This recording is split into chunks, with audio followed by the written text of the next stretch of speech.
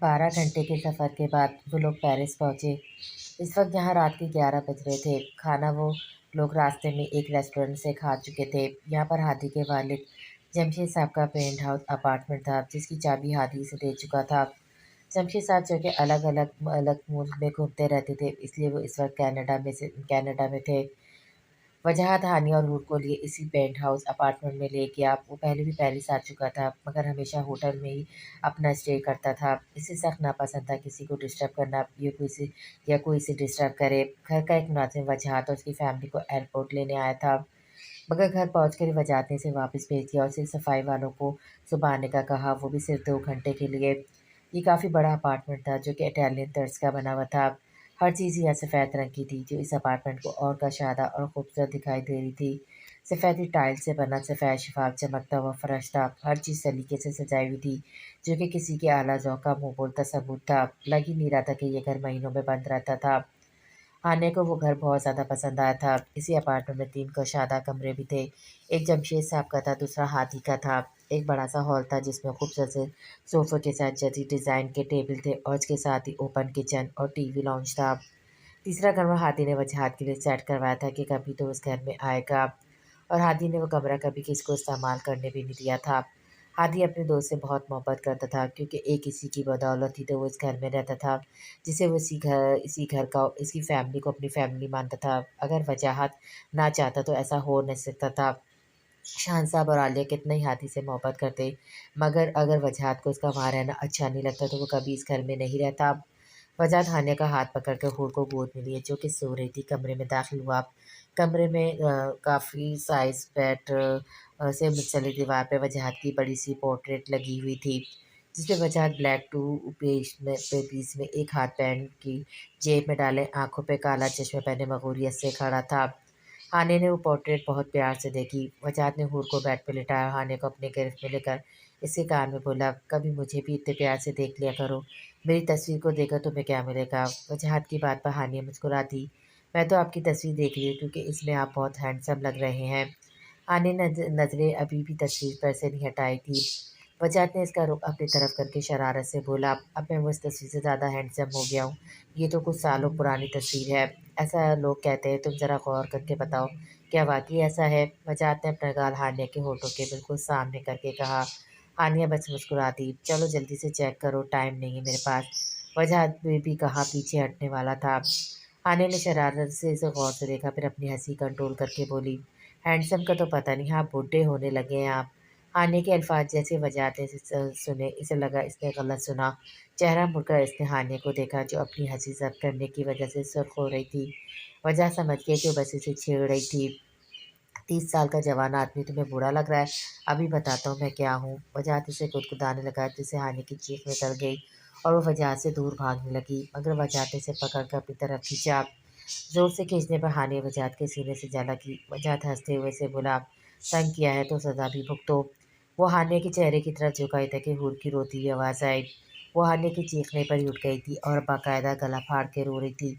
हानि ने फ़ौरन खुद को वजाहत की गिरफ्त से निकालकर हूर को गोद में लिया और इसे कंधे से लगाए इसकी पीठ थपकने लगी। वजाहत बुरा सा मुंह बनाकर बेड पे जाकर लेट गया। आंखें मूंदे वो करवट दूसरी तरफ करके सो गया। या हानिया को ऐसा लगा शायद थकन की वजह से सो गए होंगे। थोड़ी देर में हूर दोबारा सो गई तो हानि ने भी सो जाने का सोचा। अब कपड़े चेंज करने का दिल नहीं कर रहा था। वजाहत भी जैसे आया था इन्हीं कपड़ों में सो चुका था। हूर को अपने और वजाहत के बीच में लिटाकर हानिया भी लेटने लगी कि वजाहत ने इसे मुड़कर देखा। ये क्या, तुम हूर को हमारे बीच में सुलाओगी?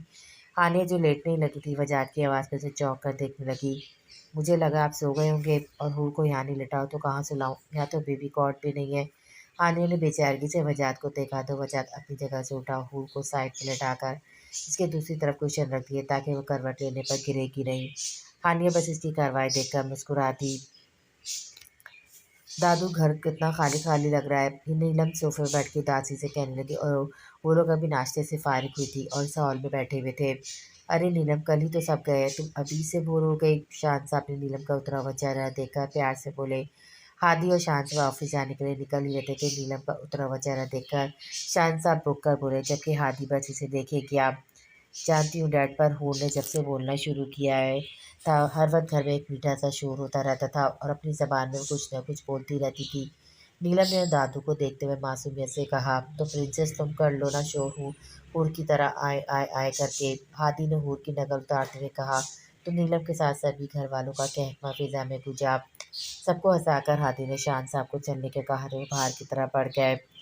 हादी ने जाते हुए एक नज़र नीलम को देखा जो इसे ही हंसी हंसी देख रही थी। हादी की नजरें खुद पर पाकर वो जल्दी से मुंह मोड़ गई। हादी इसकी हरकत पे मुस्कुराता हुआ घर से बाहर निकल गया।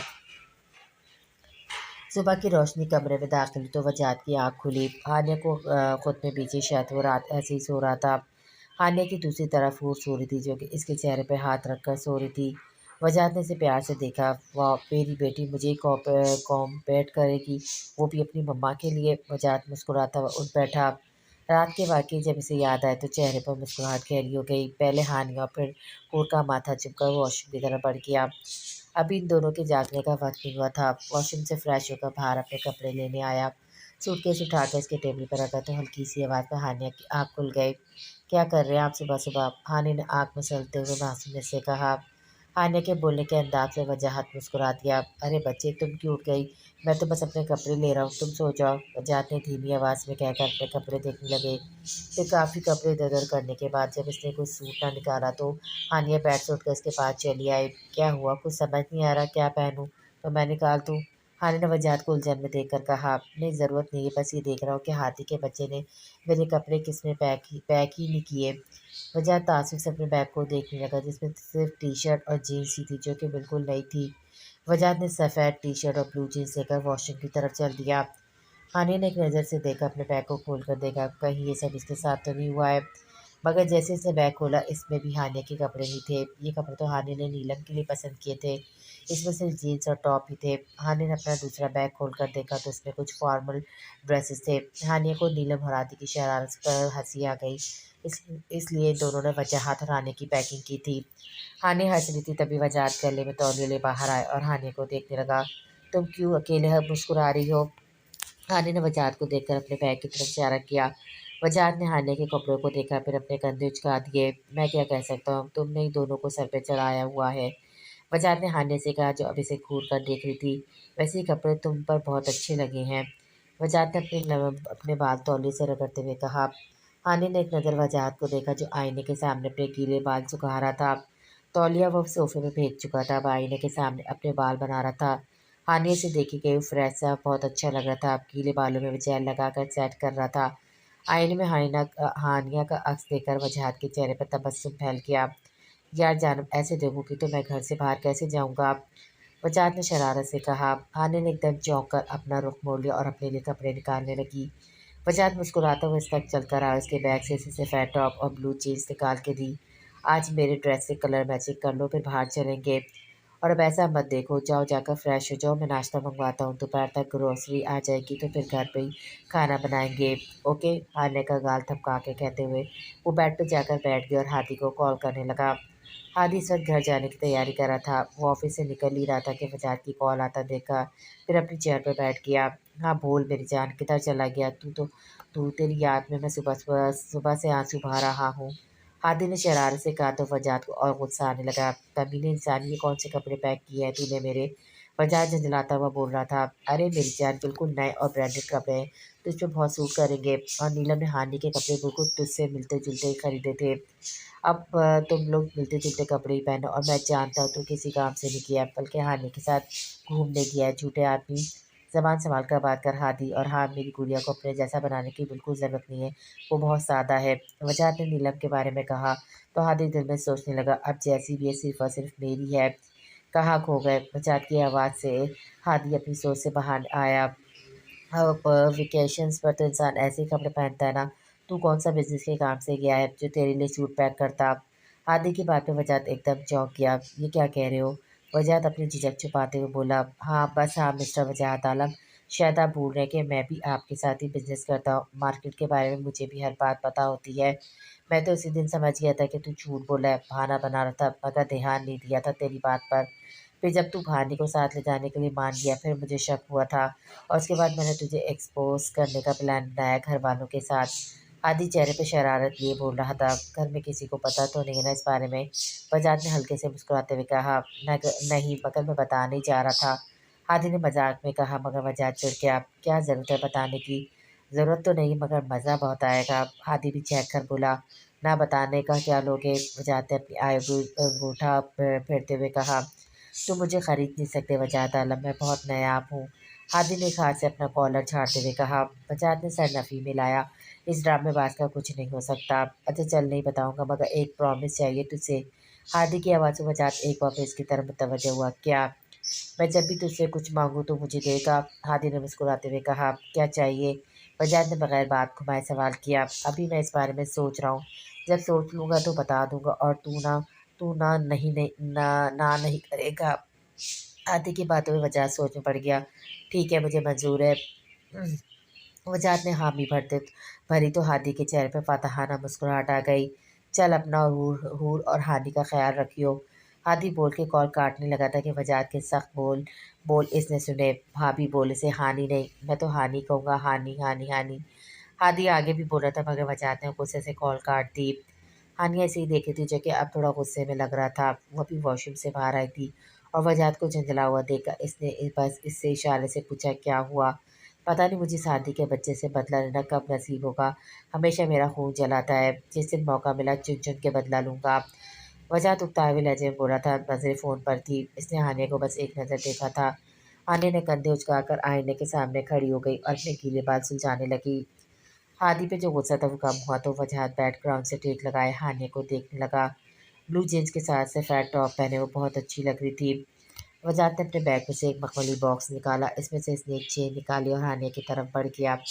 वो अपने बाल सुलझा रही थी कि वजाहत ने इसे चैन बनाई और उसका लॉक बंद करते वक्त इस चैन पर अपने लब भी रख दिए। वजाहत के लंच पर हानि ने चैन पान के लिए अपने पल के लिए अपनी आंखें मीच ली। फिर जब इसने आंखें खोल की चेन देखी तो देखती रह गई। वाइट गोल्ड की वो खूबसूरत डिज़ाइन की चेन थी, जिसके लॉकेट में डायमंड लगा हुआ था। हानि ने इस चेन को गौर से देखा, फिर अपने हाथ में पहने कड़े को तो वो देखकर हैरान रह गई।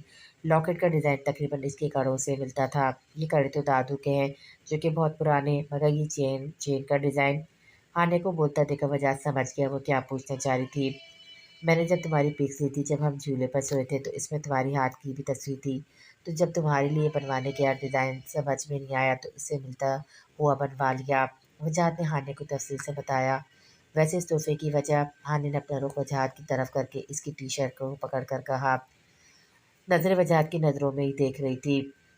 ये तोहफ़ा मेरी ज़िंदगी को खूबसूरत बनाने के लिए, मेरी ज़िंदगी में आने के लिए, मुझे हर खुशी महसूस करवाने के लिए और मुझसे इतना प्यार करने के लिए। वजाहत ने हानि के बाल पीछे करते हुए कहा, जो खुले होने के बायस मुँह पर आ रहे थे। हानि तो बस इसके अल्फाजों में खो गई। क्या था ये शख्स जो इसे सिर्फ़ अपने अल्फाजों से ही दीवाना कर रहा था? आगे जाकर तो अपनी मोहब्बत और अपनी शिद्दतों से इसे पागल ही कर देगा। हानि सोच के मुस्कुरा दी। वैसे हम इतनी देर से साथ हैं, तुम्हारी गाँठ नहीं उठी अभी तक? वजाहत ने हूर को देखकर कहा, मैडम सुबह के 5 बजे सोई हैं, तो अभी कहाँ से उठेंगी? आपके सोने के बाद ये मैडम जाग गई थी। हानि ने प्यार से हूर को देखकर कहा। हानि की बात पे वजाहत ने इसे कंधों से थाम कर कहा, तुम रात भर नहीं सोई और फिर इतनी जल्दी क्यों उठ गई? वजाहत ने परेशानी से इसे देखा। मैं ठीक हूँ, मुझे आदत है इतनी नींद लेने की, और वैसे भी नई जगह पर नींद आती भी नहीं है। हानि ने वजाहत को पुरसुकून किया। इतने में बाहर दरवाजे पर दस्तक होने लगी। वजाहत ने ध्यान नहीं दिया। लो जी, यानी कि पहले मैंने तुम्हें जगाया फिर मेरी बेटी ने?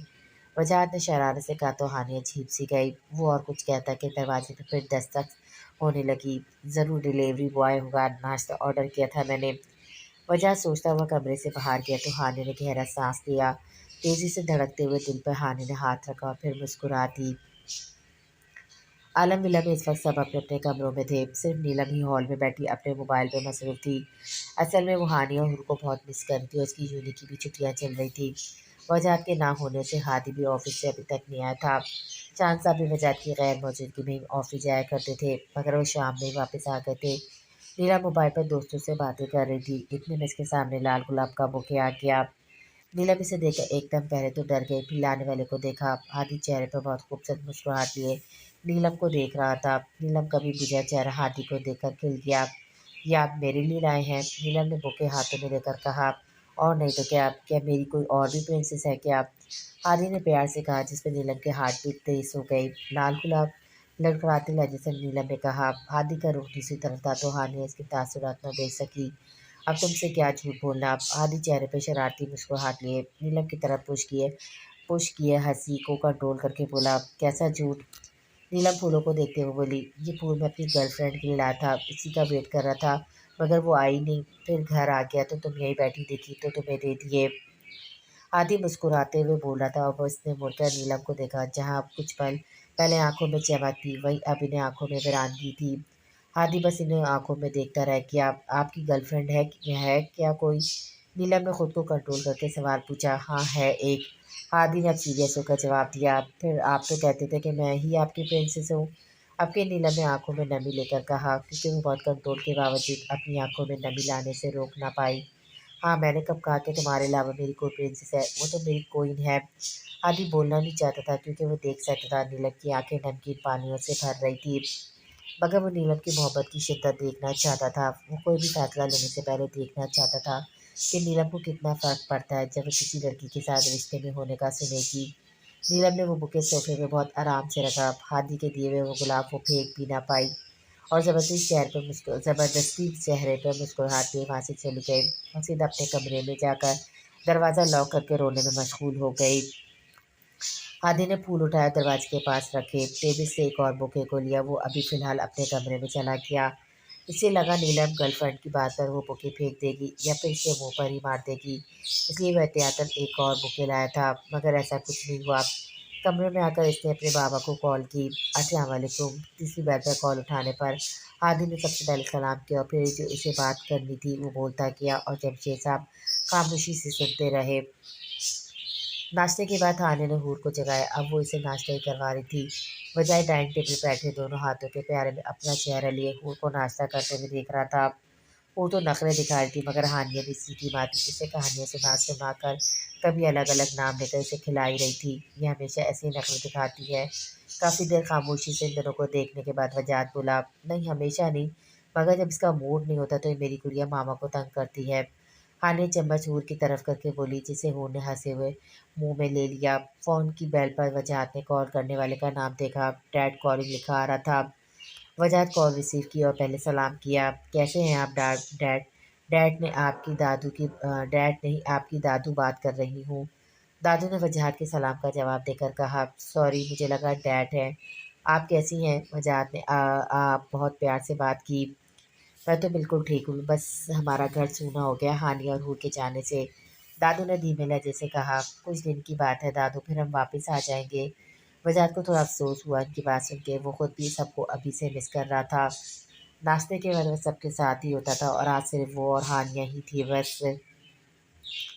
हाँ मेरे बच्चे, तुम लोग वहाँ आराम से रहो, हानिया और हूर ठीक है? दादू के पूछने पर वजाहत ने हानिया और हूर को देखा, मुस्कुराते हुए बोलने लगा, हूर मैडम नाश्ता करने में नखरे दिखा रही है और हानिया से नाश्ता करवाने की जद्दोजहद में लगी है। वजाहत का अच्छा मूड देखकर दादू के चेहरे पर मुस्कुराहट आ गई। बेटा तुम खुश हो? ये कैसा सवाल है दादू, मैं तो बहुत खुश हूँ। वजाहत को दादी की बात समझ में ना आई। ठीक है, ज़रा हानि से बात तो कराओ। दादू के कहने पर वजाहत ने फ़ोन हानिया को दिया तो हानिया ने फ़ौरन फ़ोन कंधे से लगाकर दादू से बात करने लगी। हाथ इसके अभी भी मसरूफ़ जो थे। फिर बात करते करते वो हंसने लगी। वजाहत समझ गया कि दादू ने ज़रूर इसे इसी के खिलाफ कुछ सिखा रही होंगी और वही हुआ। हानि ने वजाहत को हूर के नाश्ते का बॉल देकर कहा कि वो दादू से बात करके राजी है, इतने में इतना आप हूर को नाश्ता करवाएं। वजाहत ने पहले हानिया को देखा, फिर हूर को, और ज़बरदस्ती हंसते हुए बस ठीक है बोल कर रह गया। हानिया भी हंसी जब्त करके वहाँ से चली गई। अब वजाहत हूर के पास आकर बैठ गया। मेरी प्यारी सी गुड़िया, बाबा के हाथ से नाश्ता करेगी? वजाहत हानिया की तरह बोलते हुए चम्मच हूर की तरफ लेकर गया, मगर हूर ने चम्मच हाथ मार के नीचे गिरा दिया और चम्मच में मौजूद सीरियल अपने कपड़ों पे गिरा लिया। वजाहत ने नैपकिन से इसके कपड़े साफ किए और फिर दोबारा सीरियल लेकर इसे खिलाने लगा। कोई बात नहीं, बाबा दोबारा खिलाएंगे अपनी हूर को। इस तरह बोलते हुए वजाहत को बहुत अजीब लग रहा था, मगर शायद बच्चे इसी तरह खाते होंगे, तो वो भी यूं ही बोलकर खिलाने लगा। अब हूर ने वजाहत के हाथ से खा ही लिया। दादू आपने मुझे क्यों कहा कि वजाहत नाश्ता करवाएं हूर को? हानिया कमरे में आकर दादू से फिर बात करने लगी। वो इसलिए ताकि वो तुम्हारा हर काम में हाथ बटाए, हूर को संभालने में भी। दादू के कहने पर हानिया हंसती, पता नहीं क्या कर रहे होंगे। हानिया ने बात करते हुए कमरे से झाँका तो देखा वजाहत अपनी पूरी कोशिशों में लगा हुआ था कि हूर खा ले, मगर हूर गिरा ज़्यादा रही थी, खा कम रही थी। दादू आपके पोते को तो कुछ भी नहीं आता बच्चों के बारे में। हानिया की बात पे दादू भी हँसी, इसलिए तो कहती हूँ कि इससे भी कुछ काम करवाया करो। बाप है वो इसे भी तो बच्चे सँभालने आने चाहिए। हानिया ने थोड़ी और बात करके कॉल काट दी और बाहर आई तो हूर और वजह का हाल देखकर इसका हँसी रोकना मुश्किल हो गया था। एक तो वजह ने जितना इसे खिलाया था, इतना ही हूर ने टेबल पर गिराया हुआ था। दूसरा हूर के आधे मुँह पर भी सेरिलैक लगा हुआ था। आनिया को मुसलसल हँसता देखकर वजह चेयर से उठ गया। मुझे पता है दादू ने ही कहा होगा कि मुझे कहो हूर को नाश्ता करवाने के लिए।